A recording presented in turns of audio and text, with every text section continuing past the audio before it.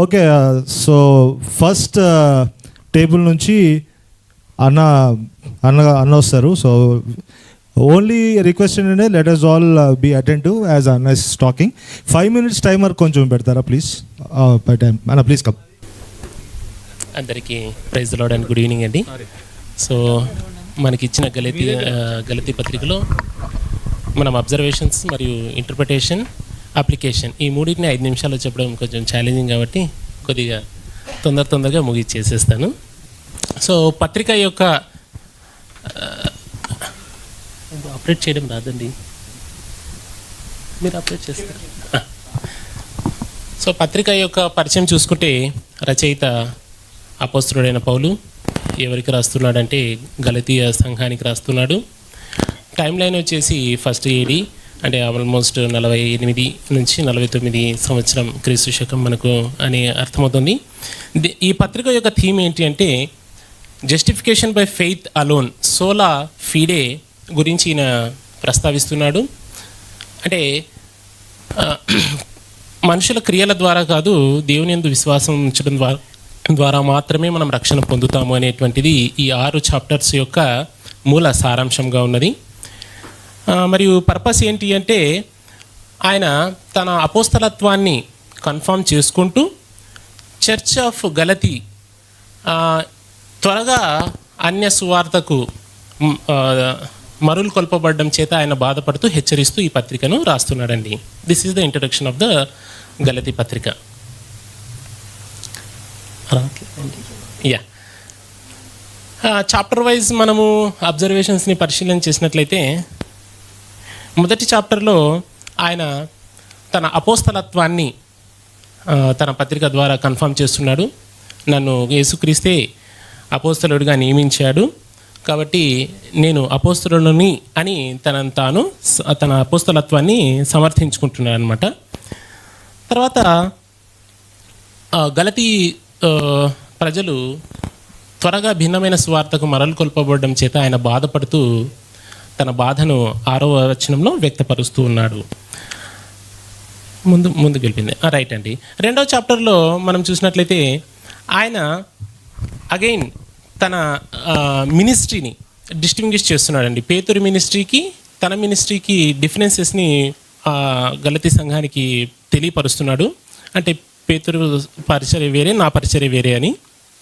మరి ఆయన పేతురు యొక్క హిపోక్రసీని ఫేస్ టు ఫేస్ ఆయన గద్దించిన విషయాన్ని వీరికి గుర్తు చేస్తున్నాడు అనమాట.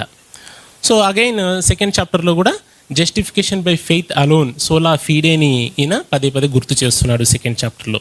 3rd చాప్టర్ని మనం గమనించినట్లయితే ఆయన తన యొక్క ఆశ్చర్యాన్ని, బాధని తెలియపరుస్తున్నాడు పత్రికలో.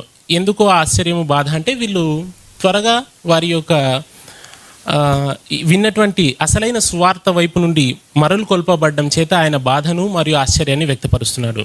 సో ఆ అసలైనటువంటి సువార్త ఏంటి అంటే యేసుక్రీస్తు మన యొక్క పాపముల కొరకు జన్మించి మరణించి పునరుద్ధానం అవ్వడమే అసలైన సువార్త. ఇది కాకుండా వేరేది చెప్పినా కూడా అది అన్య సువార్తగా పరిగణించడం జరిగింది. ముఖ్యంగా ఈ గలతీయ ప్రజలు సర్కంసెషన్, సున్నతిని పొందడం ద్వారా రక్షణ పొందాలి అనేటువంటి ఆ అన్య సువార్తను వినడం ద్వారా వాళ్ళు దారి తప్పిపోయినట్లు మనకు ఈ మొత్తం అధ్యాయంలో కనిపిస్తుందండి. 4వ అధ్యాయం గమనించినట్లయితే ప్రభు అయిన యేసుక్రీస్తు యొక్క జనన, మరణ, పునరుత్థానాల వల్ల మనకు ఈ యొక్క యుగ సంబంధం, ఈ యొక్క దుష్టకాలం నుండి మనకు విమోచన కలుగుతుందని ఆయన గుర్తు చేస్తున్నాడు. మరియు ఆయన ఈ ప్రజలు అంటే గలతీ సంఘస్థులు సూపర్స్టిషన్స్ అంటే మంచి దినాలు, చెడు దినాలు, సంవత్సరాలను ఆ సూపర్స్టిషన్స్ని ఫాలో అవడాన్ని బట్టి ఈయన మరింత బాధపడిపోతున్నాడండి. సో దాన్ని మీరు పాటించద్దని హెచ్చరిస్తున్నాడు.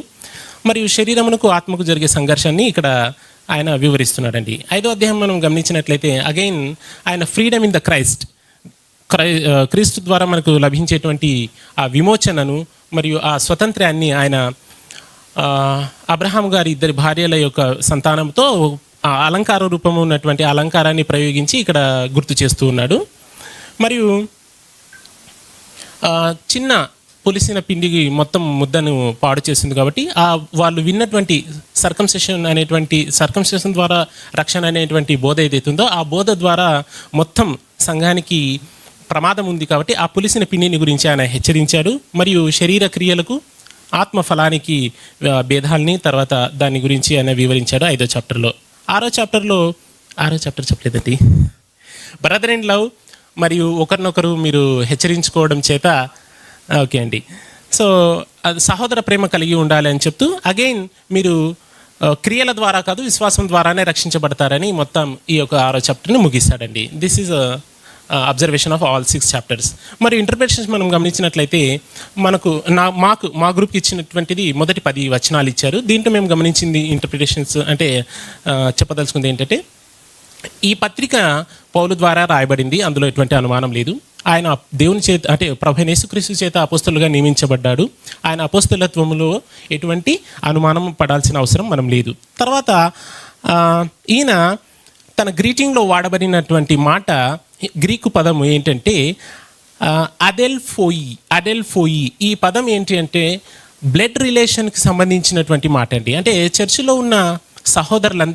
ఉన్నటువంటి విశ్వాసులందరినీ ఆయన ఓన్ బ్లడ్ రిలేషన్గా ఆయన ట్రీట్ చేస్తున్నాడు. సో దట్ ఆయన చర్చిని ఎంత ప్రేమిస్తున్నాడో మనకి ఇది కనిపిస్తుందండి. తర్వాత వచ్చేసి ఆయన భిన్నమైన సువార్త అసలైన సువార్తకు మధ్య భేదాన్ని వివరించి అసలైన సువార్తకు మరియు భిన్నమైన సువార్త తేడాని అయిపోయిందండి. ఎస్, ఇదండి మాకు ఇచ్చిన 10 వచనాల్లో interpretation. Thank you very much.